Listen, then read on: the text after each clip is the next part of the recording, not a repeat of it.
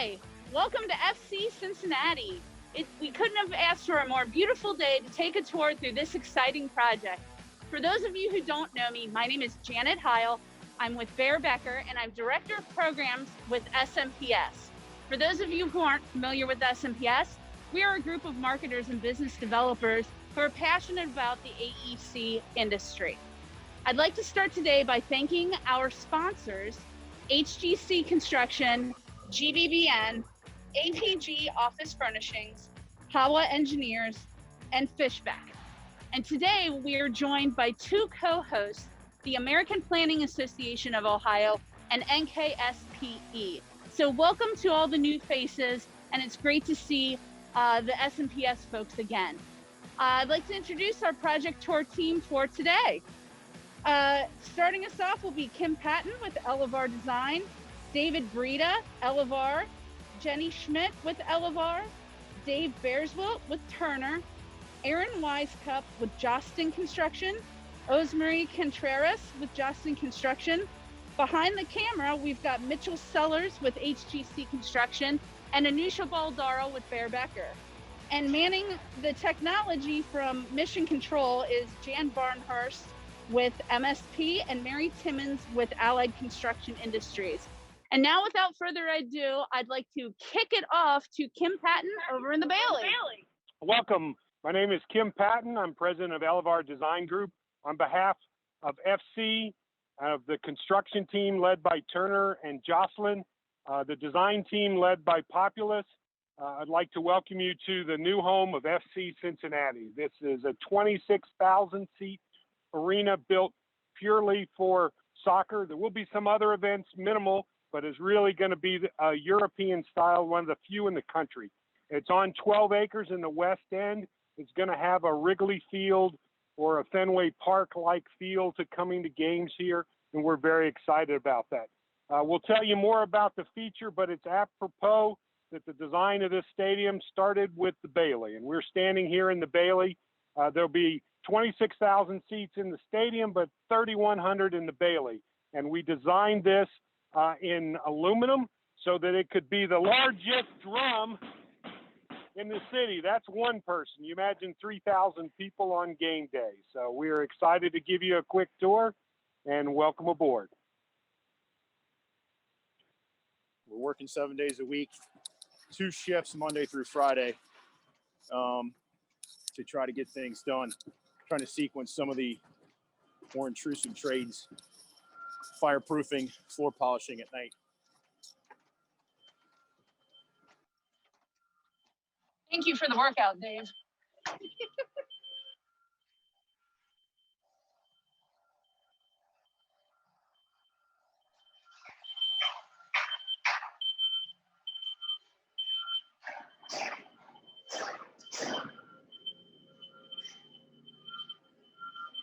It is an active site. It's when you do to turn it over, Dave?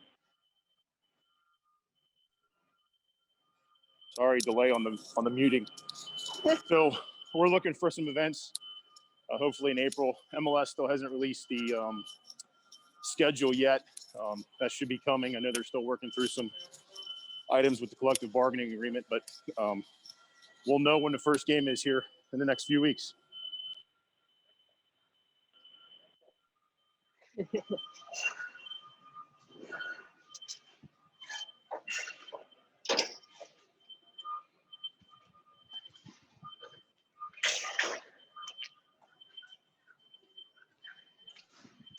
Jan or Mary, do we have any questions? Can you hear me? I can hear you and no questions yet, Fantastic. but some comments that it's perfect and beautiful day for a tour. Yeah, we could not have planned better weather, so thank you, Kim and David, for ordering this. So We had to sell our soul to the devil for a sunny day in Cincinnati in January. So we're going to stop over here and take a look from the, this is the Pitch View Club. So of the 4 club level seats, this is the Tunnel Club has seats on the pitch itself. That's kind of like the most premier space. The Pitch View Club is a close second. So this design from the architect was really kind of, we're going to finish the tour on the East Club, which will kind of point back to the history of Cincinnati. This terrace here really is designed to be kind of reminiscent of a rooftop bar downtown. So you got a nice open patio. You're overlooking the field of play below. All the glass on this floor is fully enclosed, so you're either inside or outside. And that, when we get up to the suites, you'll see a little difference there. But so that's kind of the idea behind the Pitch View Club, is you get a feel for the rest of the seating bowl here from the concourse level. Here there is you can see a good view of the valley, which it rises 34 degrees from the field level. As Kim say, it will have 3,100 safe standing seats, and it's aluminum bleachers. So this area here, we have the valley. We're going to have reserve seats and premium areas too. The building, it is supported on aggregate piles. We have a total of 1,147 aggregate piles. They are 18-inch diameter, and they are 65 feet deep. And the structure, we have a total of 10,000 tons of steel that is supporting the building. So, fun fact for the structural engineers. For the architects that can't do math, there's more steel in this building than the Eiffel Tower. So that makes a huge difference. There's more steel in this building than the Eiffel Tower. The other thing I'd like to point out, because we have kind of a nice section through here, you can see the steep rake of the seatings. Even though the soccer pitch is obviously much bigger than a basketball court, the pitch of the seating is much more like an arena basketball theater. So you're twice as close as a Bengals game and a third closer than UC or the Reds. It's going to be really a wonder. There's no bad seat in the entire house. It's all about the experience. We have a question as to whether this is ever covered or is it always open? Did you hear that, Kim? It's going to be open. Yeah, I did. So if you look, the pitch is always open, but the fans have cover. Unless you're in the front 6 or 7 rows, you should be covered, or unless it's a really blowing rain. But I would say at most times, 2/3 of the people will always be able to be sheltered from the rain and the sun. Soccer season runs so long in terms of the calendar that we needed to prepare for everything. But it also will keep the sound in and make it an echo chamber. So it will be a great place to watch a game. Okay, we're going to continue in. This is the interior space of the Pitch View Club. You can kind of get a feel for where we are. The ceiling above us is the last major drywall ceiling that we have to install, and that should start this weekend.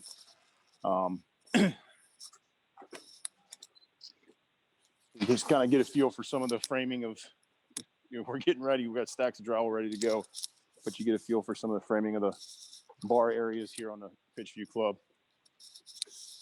And one of the other things about the stadium, the club is looking to have events in the stadium, over 180 events a year. So a lot of these club spaces that we're looking at will be available for receptions, meetings, conferences, birthday parties, etc. We're going to head up here, back stair. We're going to go to one of the suite levels. There's 2 suite levels here in the West Tower. Again, 53 private suites in the stadium will make it the most of any soccer-specific stadium in the country. We're going to poke our head in here and give you a feel for kind of what the suites are going to look like.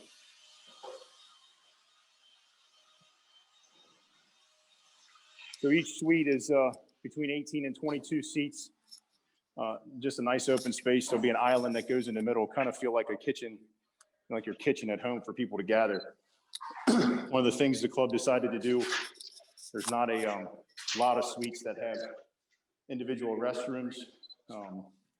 kind of the design in stadiums lately is to get away from individual restrooms and give the suite holders more space, gathering space. All of the suite level fronts are completely retractable, so we can open this all the way up and have a nice interconnected view and feel like you're part of the action, even if you're up here in the suite. Pretty exciting. We've got some of our glass rails going. We had to make some modifications to the structure, but we got our glass rails going now across the front of the suites, which once those are installed, we'll drop the seats in. So just a few weeks away, and that'll finish up all the installation of seats here at the stadium. That is the first time NamWall has ever installed a system like this with the door as part of the system and not a separate frame. So they're going to be showing that off.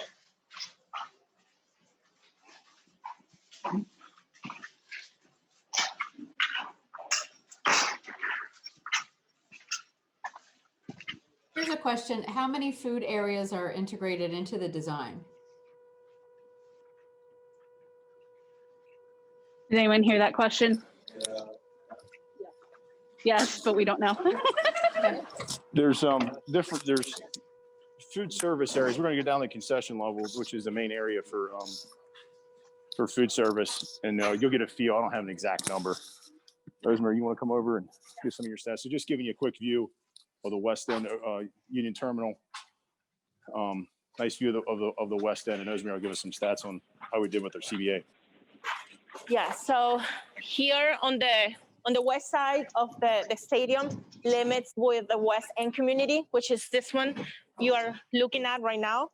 And there is a CBA commitment, a business agreement with the West End community, FC Cincinnati, and the Port Authority. So in this agreement, one of the items there is that FC and this project committed to hire people from their residents from the census tract and from the West End working in the stadium. And right now we have 9.6% of the residents in the census tract have worked in the stadium, and 8 West End residents have worked in the stadium. Also, the project has very strict Port Authority economy inclusion goals, which is 30% SBE participation, 25% minority business enterprise participation, and 7% woman business enterprise. So right now we are exceeding those percentages, which we're very happy. Yes. So here you can see that on the west side we have also this is going to be a parking lot.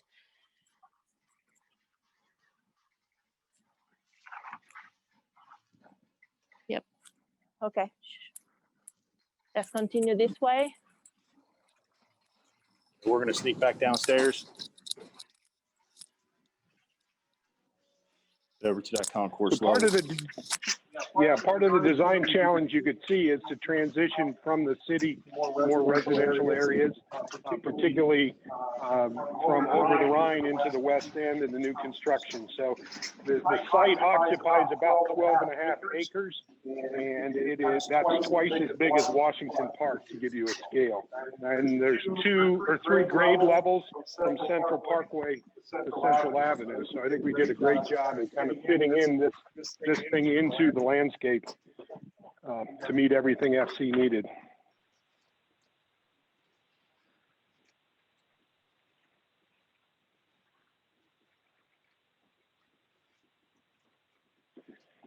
We're heading out to the South Concourse.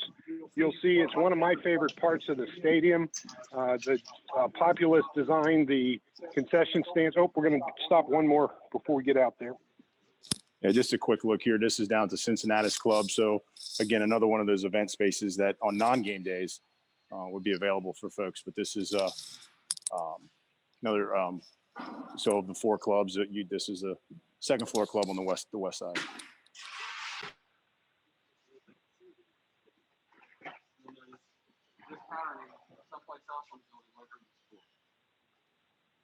in here. You go. There we go. Now we hear you. Take a look at the ceiling. Building motif, design motif, later in the floor.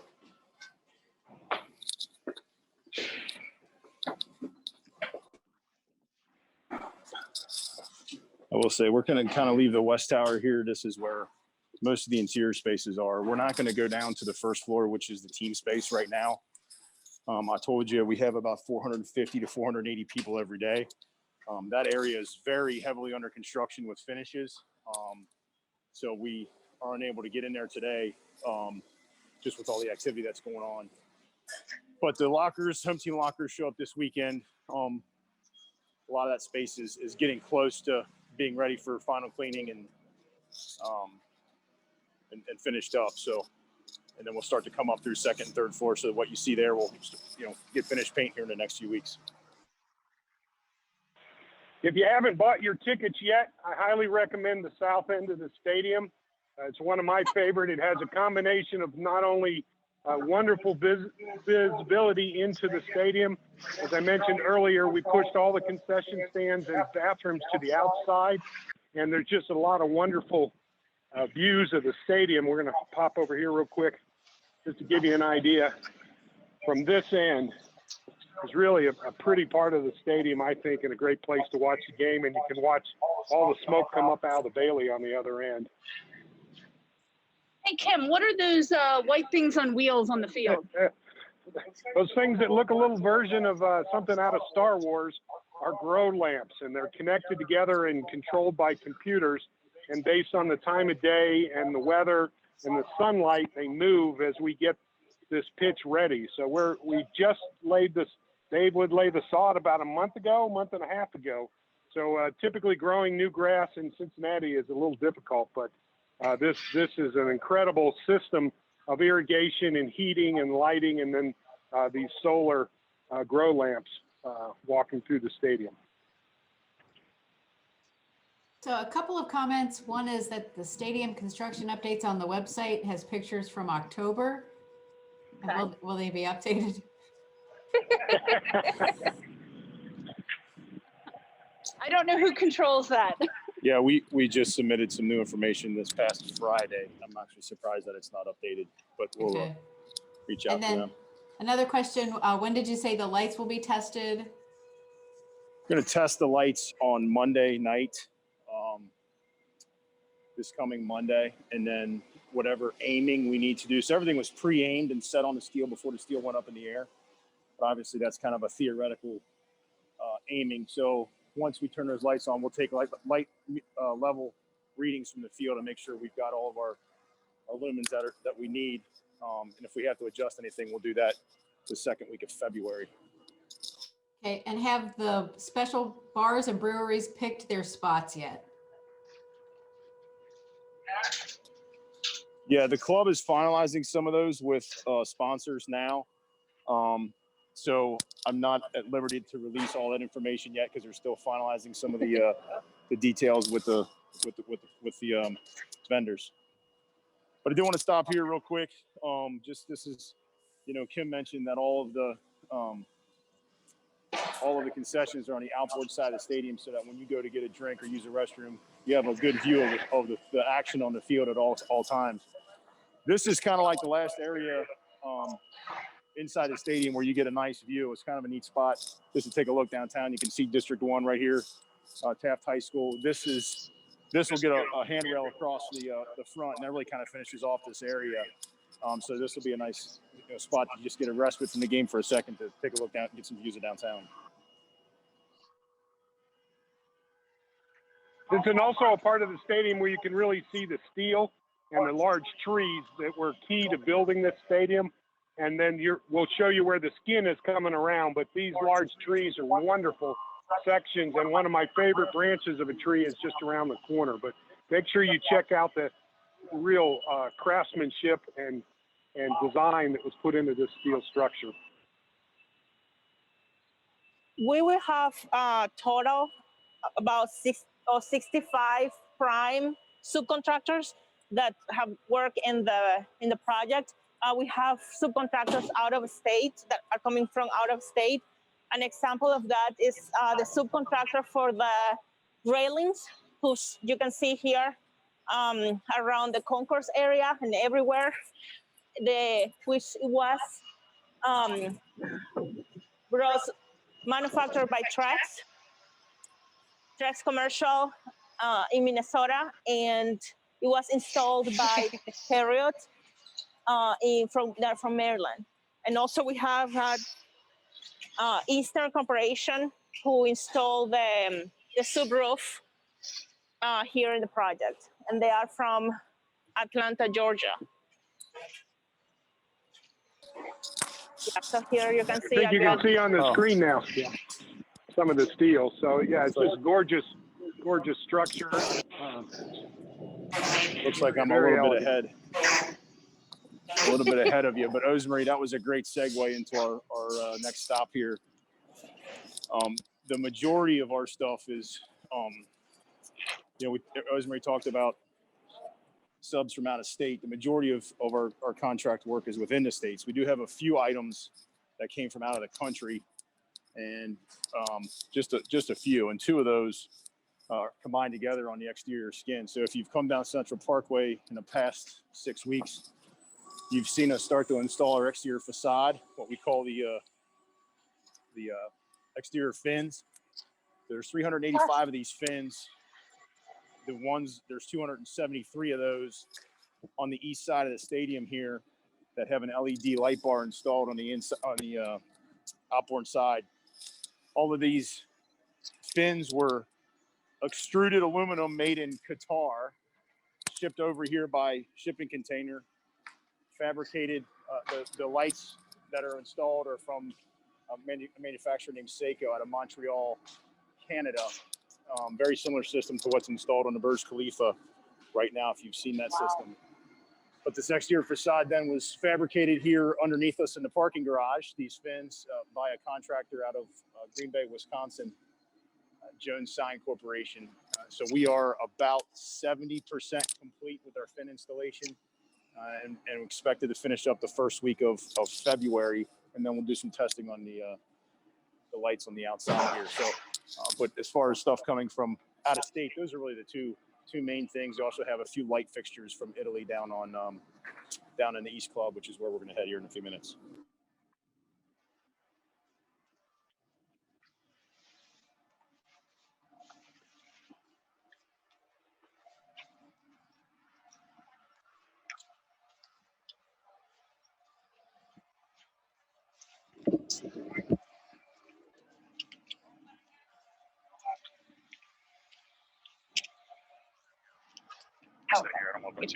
Okay. There's a large set of stairs coming off of Central Parkway that take you up to this plaza. And once you're up here, you have wonderful vistas of not only downtown, but also the rooftops and the hills of Cincinnati to the north. And then as we pan around here, there's the fence from the exterior. And you can see the design motif that was down in the club, Cincinnati Club, coming to a sculptural effect. And as I mentioned Washington Park earlier, the Bailey supporters will meet in Washington Park. They will parade over to these grand staircase, up the grand staircase, into the building and over to the Bailey that you can see through on the side. It really is going to be a wonderful stage, and this whole procession was designed with their parade in mind, and it really will be one of the spectacles in sports, certainly great in Cincinnati, but I think for the whole country.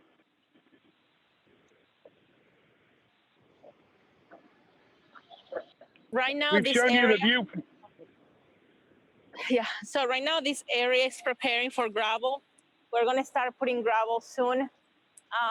And this is gonna be the main entrance, how Kim is saying, to the stadium. Right now we are on this is the roof of the parking garage. So there is a 3-level parking garage underneath us, and that is the elevator shaft, the elevator towers that will bring people from the garage here to the main entrance.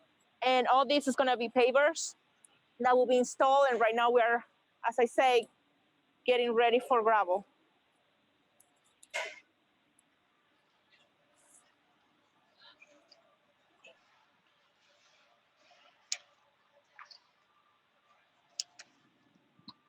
Right now we're gonna go to see one of the reserve seatings, I think, and to see the East Club. I think before Before they do that, we we gave you a view from the Bailey. We gave you a view from the Concourse, and I wanted to give you a little view from the upper deck, which is just as good.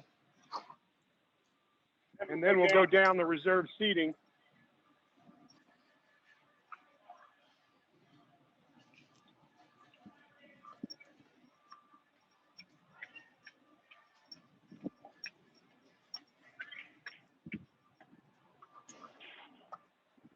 So this is a 6-row. This is a 6-row of the upper deck. It's a gorgeous view. And if you're ever looking for me on game day, these are my seats right here. So we're very excited. We got a view of the Bailey and the whole field. So it is, there just isn't a bad seat in this house.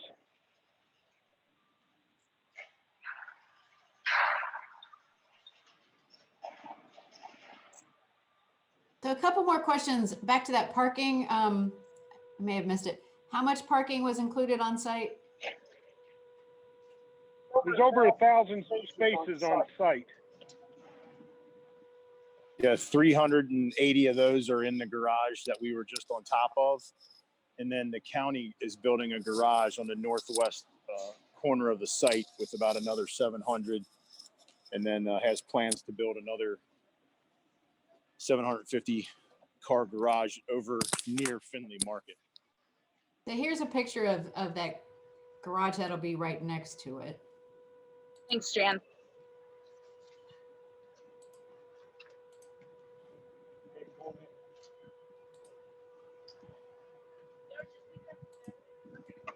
Also, there's a question, how is stormwater being handled? The engineers, no doubt. That's a question we haven't had in a long time. Stormwater. So on the southwest corner of the site, back in September and October of 2019, we installed an underground detention system. So that's all underneath our parking over on the west side.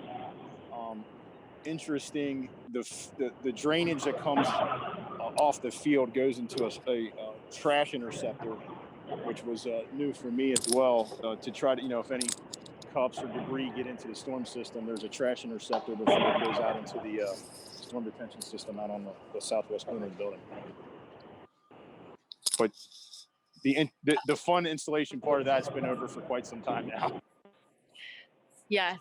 So here you can see you have a good view of the west tower, what we call the west tower, and in level here you can see level 3, which is the pitch view area, and you have level 4 and 5 are the suites, and level 6 is a dedicated media level. So. And I would say, Rosemary, as you're talking about the west tower, we do a lot of discussions in the stadium for different folks. A couple of areas we didn't get a chance to get to. On the south side of the stadium, we got some field level suites that are rentable by game. So you're right behind the goal on the south side.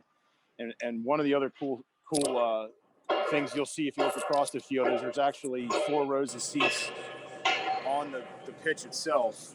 Those are the Tunnel Club suites. That's the most club suites.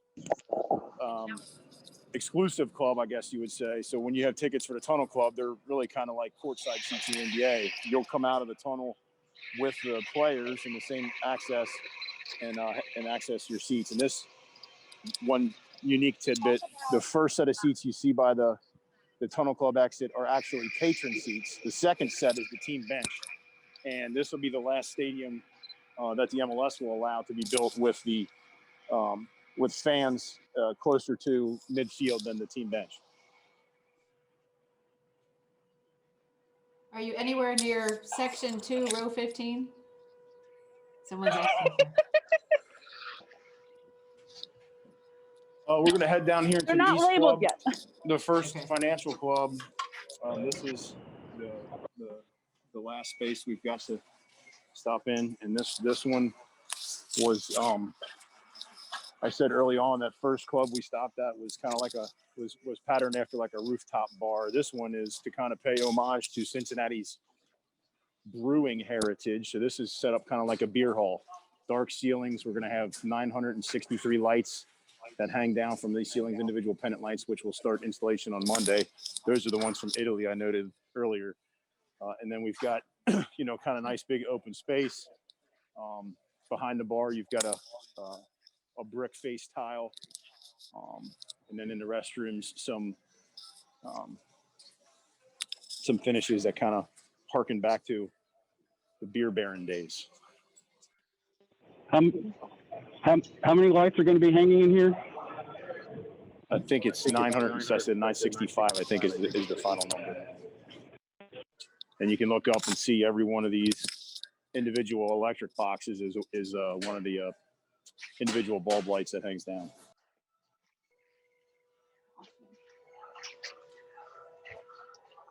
Here's a question on getting to the stadium. Can you get to the stadium other than driving? Are there any other mobility or nearby transit options?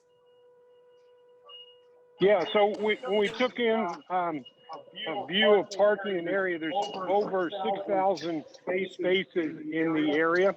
One of the reasons the stadium's located where it is you can park at the banks and take the streetcar as a block away.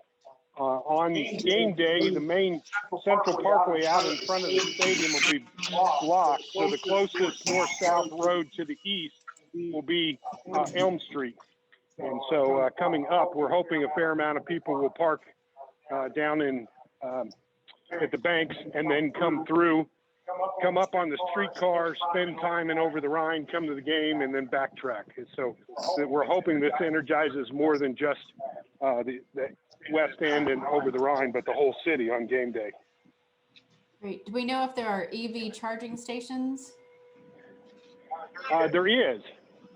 Particularly in this garage here that we're just going into.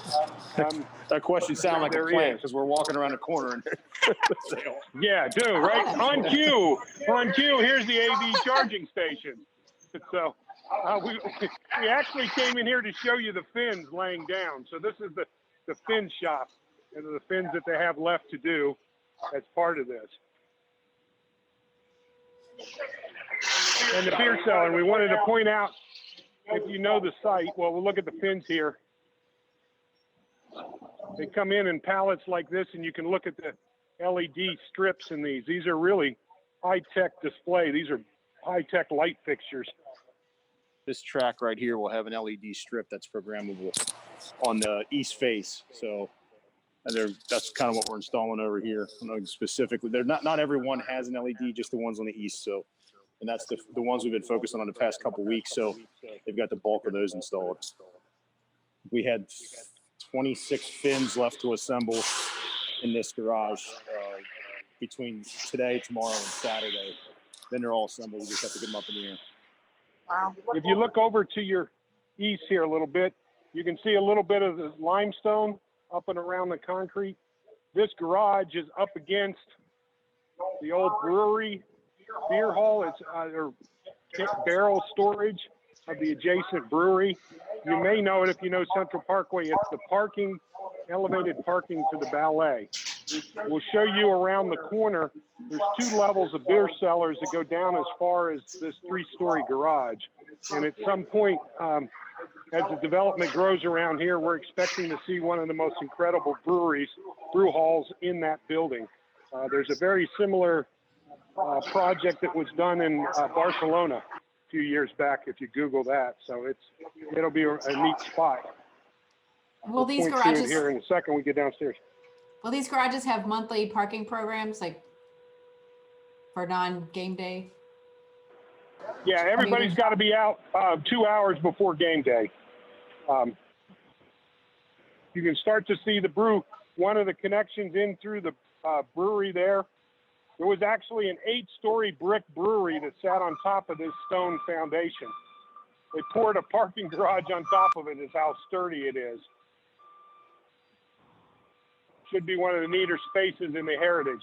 There's also tunnels that go back across the street to where the ballet was in the original brewery. Here's a non-parking question. Early on during piling, a major water main crosses under the field. Any update on this item? The question was an update on a water main running through the middle of the field. I think you guys during our practice mentioned access to that. Well, actually, it's an electrical line. There was a water main that ran east-west that we relocated down Ezra Charles. That was one of the first things we did in 2018. There is a electric line that runs across. If you saw the two areas towards the east that had aluminum bleachers, there's a 138 kilovolt line that runs just under about 8 feet inside the sideline on the east side that Duke Energy owns. And this club actually has an easement. So the agreement with Duke is that if there's ever an issue with that line and Duke calls the club has to allow Duke to be on the field within 8 hours. So they removed that bleacher section that's over the electric line. We were very careful during construction to survey it, expose it. We put in a spare next to it in case there was something that came up later in the future. We put in a spare and some new detection lines on top of it so that everyone knows exactly where that thing's at all times. And that line, that's the old Central Avenue that ran through the site. And changing subjects again, are there family-friendly areas, places for kids? Family-friendly areas, places for kids, playgrounds, etc. There is the Mercy Plaza at the south end of the stadium is more than 3 football fields large, and we expect that to be open before and during the game. It's going to be on game day part of the stadium and brought into space. There'll be activities there at every game. Do we know if the club ticket holder preview day has been pushed back or is it still on schedule? The club is still finalizing those dates. A lot of the preview stuff they are working through with the governor on what will be allowed. So there'll be some announcements on that in the very near future, but they're still kind of working through some of those events and what the governor allow, what they can expect come April, May. So I'll defer to the club's publications on those here in the near future. Yeah, I can say that the governors, they're in constant contact with the governor's office, and those decisions are really not being made more than 30 days to 6 weeks out, and we'll continue to revise. So as long as we don't spike, then we expect that to happen sooner rather than later.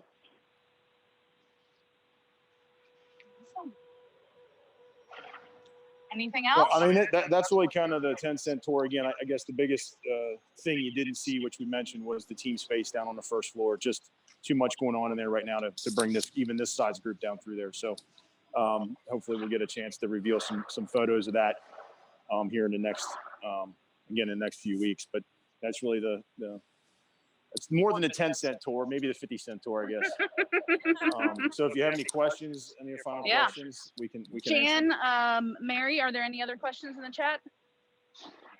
Let's see. I think I've read. Hang on. Did you all find anything really interesting in the construction process, like in the nearby brewery wall? Any artifacts or? Yes. Yes, it was. Is this being recorded? You want the on the record or off the record answer? It is actually being recorded. We did find some artifacts and we turned those over to the club. So I think there is a plan eventually, maybe not right away, but to have kind of a historical section inside the stadium to kind of show what was here in the area and what we found during construction. Nothing too exciting. We found a bunch of different beer bottles and cases and that sort of thing, but nothing that, we didn't find Jimmy Hoffa or anything like that. Yes, it was very exciting. Yeah. When we were doing the construction here of the foundation for the garage, we found, we excavated, and we found that this wall has very deep and huge and very strong foundations. So there was some challenges there, but very interesting. Yes, and a lot of learning. Interestingly enough, this is one of the most developed sites in the city. It was actually almost every foot of it was on a third generation building, and some of it was on a fourth generation. We moved the high school stadium as the center core of this piece. So this site had been disturbed a couple times. The brewery is, as mentioned, is probably one of the best artifacts, and there'll probably be more to found as it gets developed. I don't see any more questions. People are asking for the recording. But... So we may or may not have a recording. We are going to review the footage with all of the project partners, and it will be up to them whether we release that recording or not. But don't worry, if we are able to release it, then we will definitely let you know and share that out as we are able to. So stay tuned for that one. And Jan and Mary, is there anything else? I have a couple of late coming questions. With all the metal and concrete, are there any dead zones for cell phones? That's one thing that we're firing up now. So in the middle of January, we turned over a bunch of the technology rooms to FC Cincinnati to start their fit out of technology. We're excited. Middle of February, we should have Wi-Fi on in the stadium. So the plan is to give that Wi-Fi to all the workers, to everyone that's going through, in the stadium from now until opening, so that we can kind of test out that system. But I think the club has really made it a priority to make this stadium very, very accessible, and that's one of the things you see. Actually, the firm that's doing it just finished up Allianz Field up in Minnesota, and so they're taking care of all the technology needs in the stadium. We've done some radio mapping for emergency personnel and for stadium game day personnel, so we've got antennas for that. And actually, one of the things when we talked about the light aiming, there are some repeater antennas that are going up that week of February, the middle of February as well. And then you didn't necessarily see it, but there's wireless access points all over the inside of the stadium underneath the seats. So that's one of the goals, and I think that certainly the effort has been put in. We really got to test it out once we start to get the systems online to make sure that there's no dead zones and that there's good connectivity. But we think we've taken care of that. And I will say that we are filming this entire tour on my iPhone, so we haven't cut out or lost signal just yet. Fingers crossed. A few more minutes. And I would add that we had American Tower had a site that was literally right on top of the building. So there was an existing tower with ground zero for at least the base infrastructure coming in. So if we get the repeaters in the building, we should be good. Okay, here's final two questions. Are there plans for a preseason event for members of the trades? Other venues have offered something like this as kind of a thank you. Again, I feel like there's a plant on this call. We walked around and we had just about an hour before we started the tour, I talked to Dan Lally, who's the general manager for the facility for the club, and we had that exact conversation. So yes, we're working on those plans. Again, just like anything these days, it's hard to plan ahead, not knowing what we're going to be allowed to do. So we are having those discussions and trying to figure out what works best and how we can do something for the trades and their families. Again, we've probably had over 3,500 different individuals work in the stadium, not to mention the folks at the main offices who did the fabrication of the steel, fabrication of the glass, and all the other finishes that are going in. So, but we are going to try to do some sort of recognition. It's just we're still planning on what that's going to be. Okay, and one last question. Kim, I think you kind of mentioned the noise would be kind of kept in, but it says, was there a study on noise that was mentioned? Design was to keep the sound in, and will there be a curfew? Well, there is they're not going to stop a game if it goes to overtime, but it won't be in.